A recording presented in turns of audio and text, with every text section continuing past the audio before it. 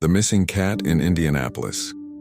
In the bustling heart of Indianapolis, where the streets hummed with cars and the downtown lights glowed against the evening sky, there lived a tabby cat named Clover. She was no ordinary cat.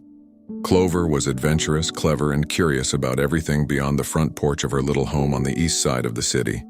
Her owner, a kind woman named Elise, adored her. Every morning, Clover sat in the window, watching the Indigo buses rumble by, or pawing at the shadows of birds as they swooped across the yard. But one summer afternoon, Clover slipped out through the screen door when Elise was carrying groceries inside. At first, Elise thought nothing of it. Clover always lingered around the yard. But when the evening came and the streetlights flickered on, Clover didn't return. Elise called her name again and again. "Clover, Clover, come home." The neighborhood echoed with the sound of cicadas, but no jingle of Clover's little bell. Days passed. Elise put up flyers on telephone poles along Massachusetts Avenue, near the corner coffee shops and by the sidewalks of Fountain Square. Neighbors on their evening walks promised to keep an eye out. Children riding bikes down the block shouted Clover's name as they pedaled past. Clover, meanwhile, was having an adventure.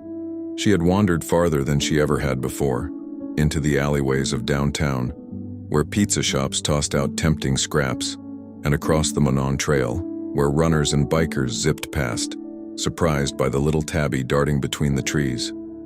She watched the canal water sparkle in the sun, slept beneath parked cars, and even chased pigeons near Monument Circle. But when the nights grew cooler and the city lights seemed too bright, Clover began to miss the warmth of her home, her favorite blanket, and Elise's gentle voice calling her back inside. One late night, a jogger spotted her curled up under a bench near the Indiana State House. Recognizing her from the flyers, he gently scooped her up and called Elise right away. Within half an hour, Elise came rushing, tears in her eyes. The moment Clover saw her, the cat leapt into her arms, purring louder than the city itself. From that day on, Clover still loved to watch the world outside. But Elise made sure the windows stayed safely closed.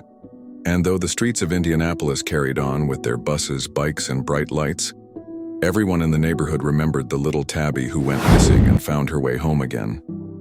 Thank you for joining me in this touching tale. If you enjoyed this story, please consider following or subscribing for more uplifting content. Your support means the world.